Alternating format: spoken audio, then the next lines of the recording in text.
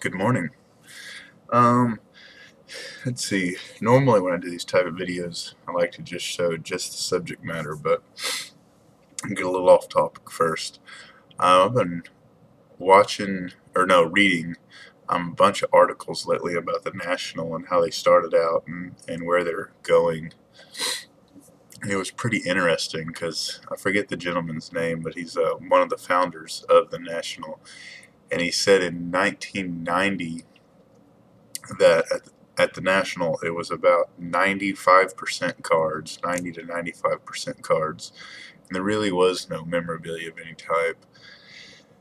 And he said as it goes along in years and years and years, he's like he notices that the cards start going down and the memorabilia starts going up. Um, he said he would almost venture to guess that it's almost 50-50 now as far as cards to game used memorabilia. He kept saying when I went there 3 years ago, there was nowhere near 50% game used memorabilia. Probably would have freaking been divorced if it was 50% game used memorabilia. um, but I think it's awesome how the hobby is evolving. At least for me, I think it's awesome because I'm more of a game used guy than I am a card guy. And so I thought that was kind of a neat story. And then another deal I read right after that was, I guess Yahoo's doing a series of the toughest job in sports. It's like the 6 or the 10 toughest jobs in sports, and a sports card shop owner was in that top 6 or 10, whatever it is. Um, and man, dude, it's crazy to see how. And in this article, um, this is all based off the journalist and what he thinks, I believe. But it's kind of crazy how the hobby got to where it is, and we kind of did it to ourselves. Basically, he said that in the late 80s that people were seeing that, these Mickey Mantles and Ted Williams cards and all this were worth, some major bucks. So they were going to go to their local convenience store or Walmart or what have you and buy a pack of cards for 50 cents and hold on to those because one day they're going to make a lot of money on it. Well, what happened was, I guess he was saying everyone was buying. So when everyone started buying, card manufacturers started mass producing. And once these people started wanting to sell, they realized, dude, these things aren't even worth the paper they're on, really. And so that's why cards in the late 80s, like, 86, 87, 88, and definitely the early 90s, mid 90s, aren't worth shit, man, because they mass produced them so much. And MLB was just giving anyone that wanted a license to produce cards because they were cashing it on the mother lode. You know what I mean? So I thought that was a pretty interesting story. You might be able to find it on Yahoo if you want to read it. It was a pretty good article. Okay, I got in some cleats. These cleats, I don't even know how they found me. Um, my dad contacted me. What did he call me? A couple days? No, last week. And he's like, "Hey, you got in some cleats from some guy at the Houston Texans?" And so he kind of started telling me about the package and all that. And well, I guess when I was with I guess they got shipped to the Blue Angels, where I used to be stationed. And the Blue Angels shipped it to my parents' mailing address when my family since moved.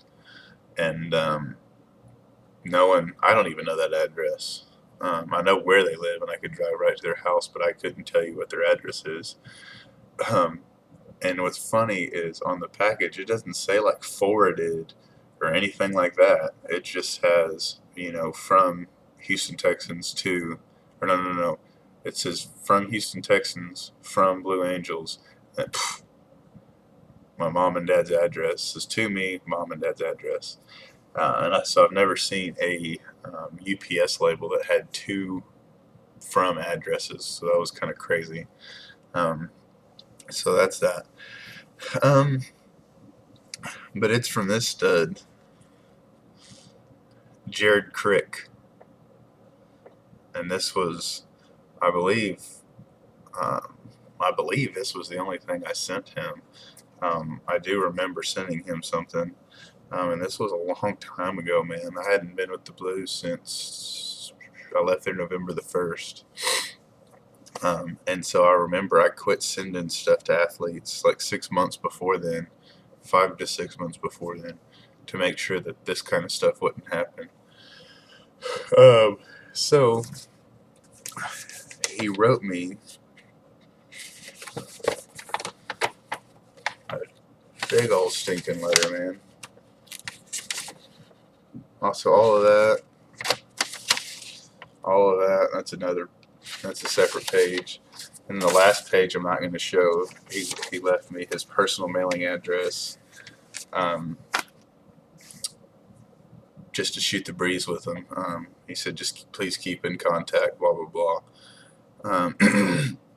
So I'm hoping when I go home after my deployment, because he lives in the same town where I live back in Texas. So I'm hoping I can contact him a month or two before I get off the ship, and I can meet this gentleman. So he signed that photo that I know for a fact I sent him. He signed this card, which he enclosed. He's a Nebraska guy for you Nebraska fans out there. And he sent me 3 gloves, not 3 sets of gloves, 3 gloves. And so I'll tell you the story behind them after I show them. This is one of the salute to service. This is one of the salute to service, and dude, these things are pounded, man. Like, these things are just slammed with use. And these are like the Mother's Day breast cancer awareness gloves. So in his letter, he goes on to tell me, because I told him in my letter when we went to training camp that one day with the Blues that I noticed he had a pair of those salute to service gloves on, and he was the only athlete that had those. And I told him that I think that's awesome that he would have those and no one else did. And so he wrote that he wears those every practice. And he said he would wear them every single game, but the NFL doesn't allow it except for games that it's authorized. So he said that he's worn that each year the NFL produces a different glove.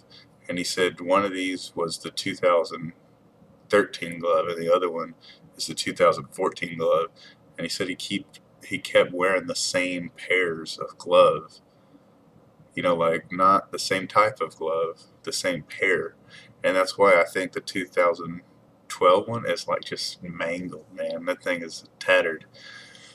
So he said he wanted to keep one of each glove.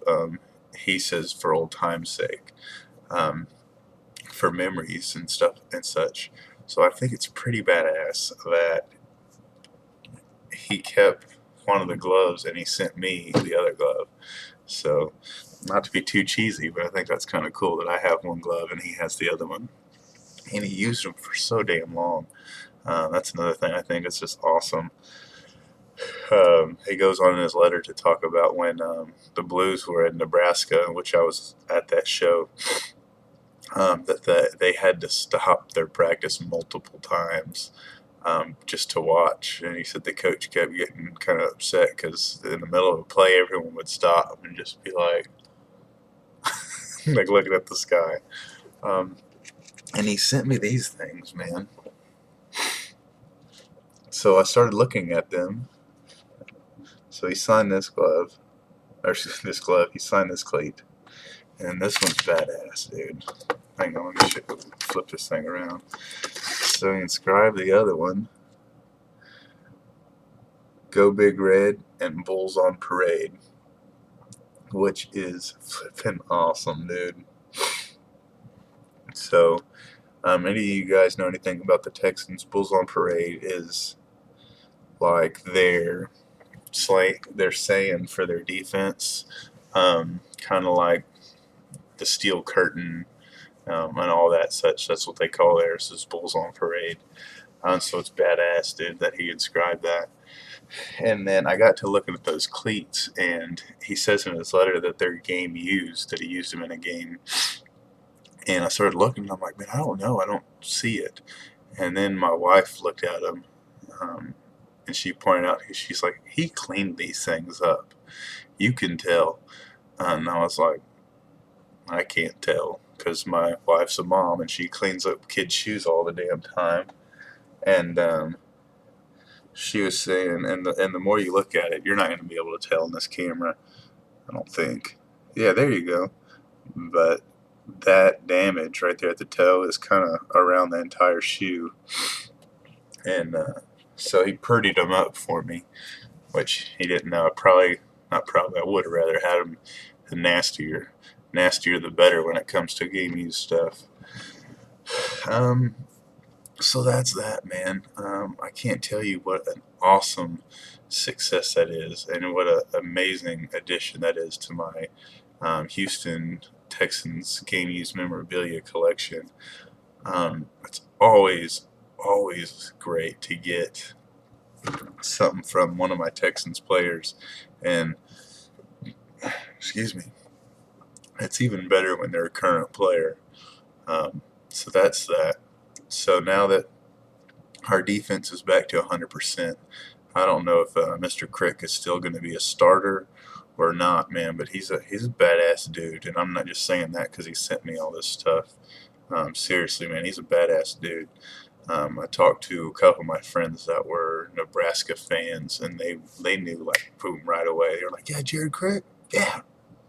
And then they went on to tell me stories about him kicking ass in college and such. So big time, man. Um, I'd like to thank Mr. Crick for sending me all this stuff. Hopefully, I can tell him one day in person versus over a video that I'm pretty damn sure that he'll never see.